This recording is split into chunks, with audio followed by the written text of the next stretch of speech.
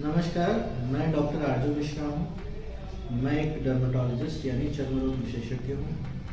पहले भी मैं चर्म रोग के कई विषयों पर अपने वीडियोस बना चुका हूँ। आज का विषय बहुत ही महत्वपूर्ण है और वो है कि फंगल इन्फेक्शन, जो कि एक बहुत सारे लोगों में जो कि बीमारी आजकल पाई जा रही है और इसका इलाज भी अब इतना आसान नहीं रहा है। उसमें फंगल इन्फेक्शन जिससे इतने सारे लोग प्रभावित रहते हैं, उसमें क्या करें और क्या ना करें। तो फंगल इन्फेक्शन, जिसको अमूमन भाषा में वैसे तो कई तरह के फंगल इन्फेक्शन होते हैं, जिसको दाद कह सकते हैं या फिर पिट्रियासिस वर्सिकुलर जिसको सेहुआ कहते हैं। बहुत तरीके के फंगल इन्फेक्शंस होते हैं। सबसे कॉमन जिसको हम दाद बोलते हैं आम भाषा में, उसी के बारे में बात की जाएगी। तो फंगल इन्फेक्शंस में हम क्या करें और क्या ना करें। सबसे पहले अगर किसी को फंगल इन्फेक्शन है तो उसको डॉक्टरी सलाह लेनी चाहिए और ख़ास तौर पे एक विशेषज्ञ की सलाह लेनी चाहिए। वो विशेषज्ञ डर्मेटोलॉजिस्ट यानी स्किन स्पेशलिस्ट या चर्म रोग विशेषज्ञ हो, और वहाँ से उसको सही तरीके से इलाज शुरू करना चाहिए। अगर शुरुआती है तो शुरुआत में ही इलाज करा लेना चाहिए और जल्दी इलाज करा लेना चाहिए। उससे क्या होता है कि बीमारी जल्दी ठीक होती है और फिर दोबारा से नहीं होती है। तो हमें ये करना चाहिए। और बहुत इम्पॉर्टेंट है कि क्या नहीं करना चाहिए। जैसे कि अमूमन हम लोग देखते हैं कि लोग जाते हैं और मेडिकल स्टोर से अपने से दवा ले लेते हैं। मेडिकल स्टोर वाला जो कि स्पेशलिस्ट नहीं है उस चीज़ का, वो जो दवा देता है वो दवा ले लेते हैं, उसको लगाना शुरू कर देते हैं। वो उस समय के लिए वो बीमारी दब जाती है, उस समय के लिए सिम्टम्स कम हो जाते हैं, लेकिन वो बीमारी कभी भी कंप्लीट ठीक नहीं होती है।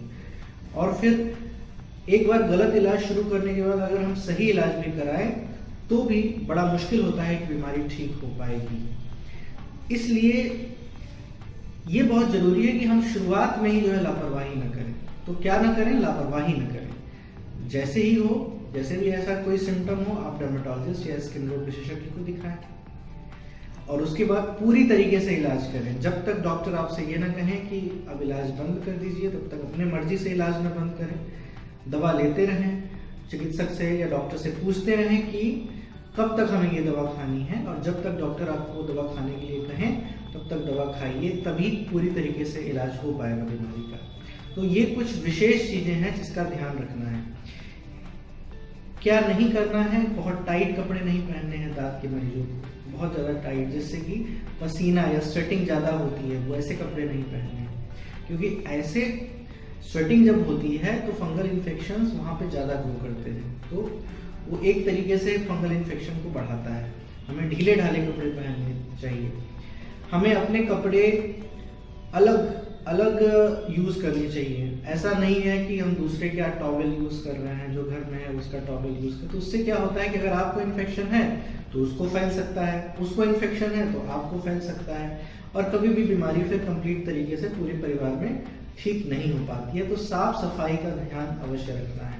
करना ये है कि डेली नहाना है, रोज स्नान करना है, नहाए, और साफ सफाई का ध्यान रखें। क्या नहीं करना है? गंदगी न रखें और नियमित रूप से साफ सफाई रखें। तो ये कुछ मोटी मोटी चीज़ें हैं जो आपको या फंगल इन्फेक्शंस के मरीजों को जो ध्यान में रखनी है। अगर आप इसका ध्यान में रखेंगे तो फंगल इन्फेक्शन ऐसा चीज़ नहीं है जिसका इलाज बहुत ही मुश्किल है। धन्यवाद।